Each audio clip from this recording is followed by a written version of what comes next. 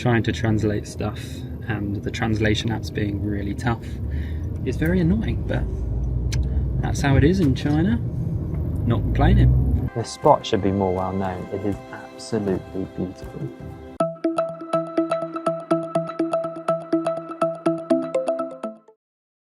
요즘 해외여행 유튜버들 사이에서는 흥미로운 공통점이 하나 발견되는데요.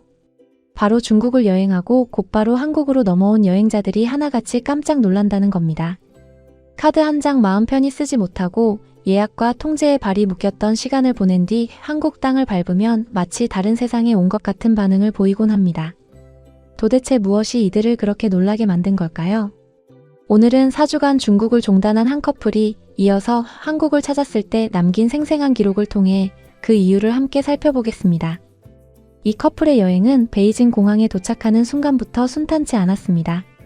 언어도 시스템도 결제 방식도 모든 것이 낯설었던 겁니다. We're currently in Heathrow Airport and are about to fly to Beijing, China. How are you feeling about flying to China? A little bit nervous, but very excited. I think now we've got through security, our visas have worked, now the excitement comes. We boarded the plane ready for the 10-hour flight ahead of us. We know China is going to be different from anywhere else we've travelled. With no understanding of the language and no tour guide, this will be one of our craziest travel adventures yet. 공항에 도착하자마자 첫 번째 난관이 찾아옵니다. 바로 결제 문제였습니다. So one of the difficulties about China is you can't always use cash. You've got to use these online apps. We're going to try and get some cash out here at the airport so that we don't mess up anything. 현금을 인출한 뒤에는 알리페이 같은 결제 앱을 시도했지만 이마저도 뜻대로 되지 않았는데요. We haven't been able to use Alipay yet. I don't know why it's not really working. But because we got cash out, we've just been using that and it has been working pretty well. 저녁 식사 자리에서도 위챗페이로 결제를 시도했지만 은행 인증 문제로 한 번에 성공하지 못했습니다. So this is our order. Our order has come to 84. Here we go. I'm going to type in my password and hopefully it pays. Has that worked? The operation requires visiting a bank's page for verifications. Okay, well that hasn't worked. That's probably my bank. 결제 하나에도 진땀을 빼야 했던 첫날 저녁이었습니다. 그런데 이런 크고 작은 불편은 결제 문제에서 끝나지 않았습니다. 이튿날 지하철을 이용하려던 두 사람은 또 다른 장벽에 부딪힙니다. One of the issues we've had with the metro is we always have to go to the person because when we use the machines it asks for ID and we don't have Chinese ID obviously. So if you are a foreigner, you have to go to the person most of the time. 게다가 곳곳에 배치된 감시 카메라와 안전 요원들의 모습은 서구권 여행자에게는 다소 위압감으로 다가왔습니다.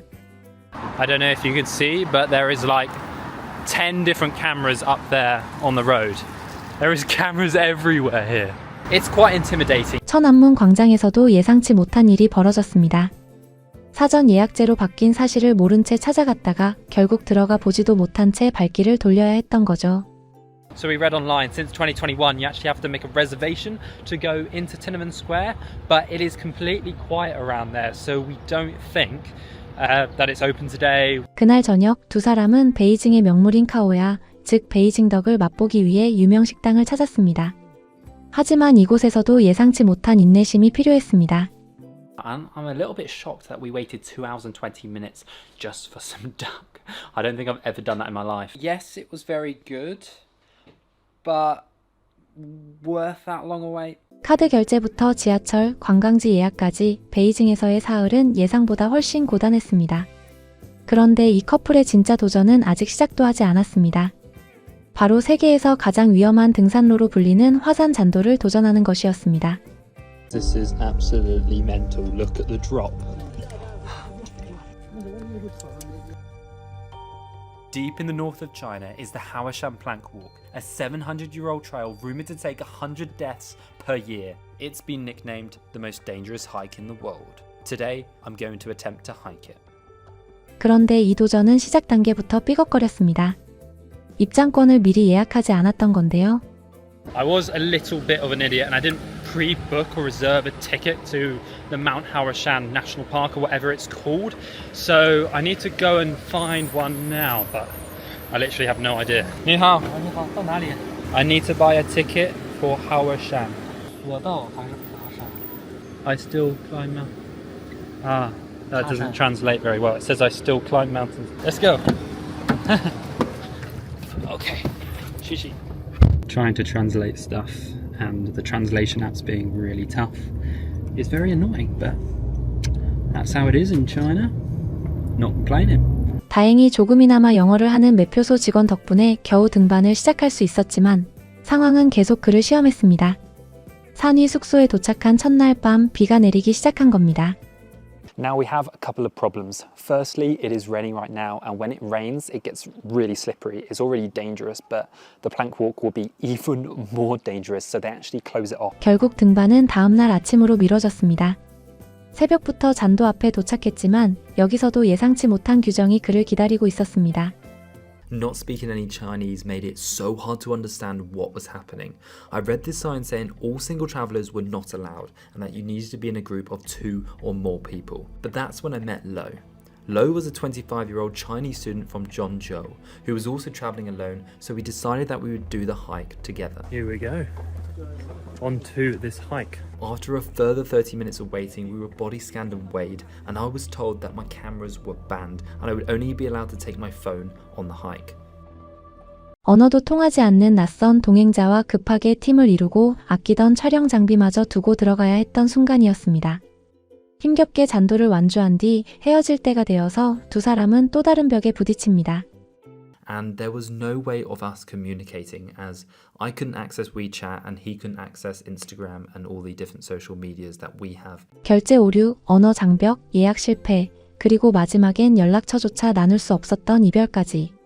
중국에서 보낸 사주는 스릴 넘치는 모험이었지만 동시에 예상보다 훨씬 많은 인내심을 필요로 하는 여정이었습니다. 그리고 바로 다음 목적지 한국에 도착하면서 이야기는 완전히 다른 국면으로 접어듭니다.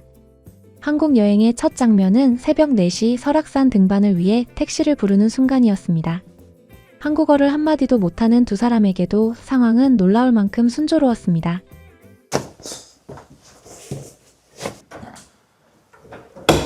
Good morning, guys. It is currently 4 a.m. and we're going to try and have to call this taxi in Korean. Obviously, we're not going to understand anything. Hello? Taxi? Dong Yongdong the house? Is that booked? Yeah, I think you did very well there. I did it. 언어가 통하지 않아도 큰 어려움 없이 새벽 택시를 부를 수 있었던 겁니다.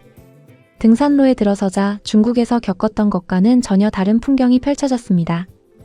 The good path has ended now, and I'm pretty sure it's going to be more rough terrain. It starts off gradual and it just gets steeper and steeper and steeper until we get to the top. This hike we'll be climbing, I think it is about 600 meters in total. We've already done some, we've already done 160, but most of it will be on these stairs. 어둠 속에서 2시간 넘게 오른 끝에 두 사람은 마침내 정상에 도착합니다. I think we're at the top. I think we've got there. But there is so many people here. Wow. Whoa. High five. We did it. We did it. Oh my god. Is that out to the sea? Yeah. I think that's where the sun will rise. How long have we got? We have about 10 minutes till the sun rises. It looks a little misty. Yeah.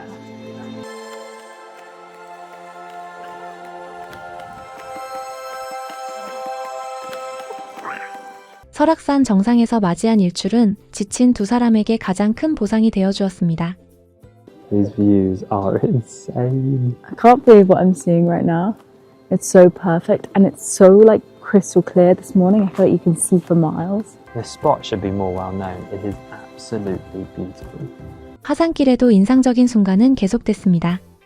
특히 계단 하나에도 세심하게 배려된 설계는 두 사람에게 깊은 인상을 남겼습니다. But I have to be honest, coming up and obviously walking down as well, the staircase to get up here is incredible. Like probably one of the best I've ever seen because it's got like these cushion bits. So every time you step, you feel like you give a bit. So it's not like slapping your feet on concrete. 내려오는 길 두 사람은 1647년에 지어진 오래된 사찰과 마주칩니다. 목이 말랐던 그들은 흐르는 물을 마셔도 되는지 조심스레 물었습니다. 중국에선 물 한 잔도 마음 편히 마실 수 없었으니까요. So I think this is drinking water.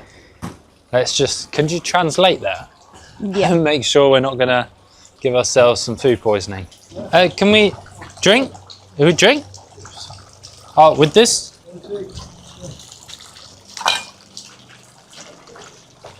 Oh. Oh, drink. Oh, okay. Thank you. Thank you. Right, I'll give it a taste. Hopefully it's good. That's really good. Right, let's fill up the water bottles. 그리고 얼마 지나지 않아 산속에서 두 사람은 뜻밖의 여유까지 누리게 됩니다. Oh, wow, look at this. We might be able to have a good coffee after our hike. Two cappuccino, yeah. This looks amazing. They do look good. I'm so ready for this. 산행을 마친 두 사람은 그날 오후 한국에서 처음 맞이하는 해변에서 여유로운 시간을 보냈습니다.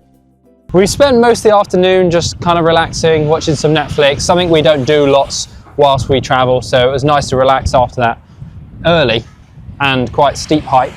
But what a beautiful way to end the day, hey? It's so beautiful and this sunset is so perfect. 카드 결제가 막혀 당황하고 예약 시스템에 발이 묶이고 언어 장벽 속에서 낯선 동행을 급하게 구해야 했던 중국에서의 사주와는 확연히 다른 풍경이었습니다.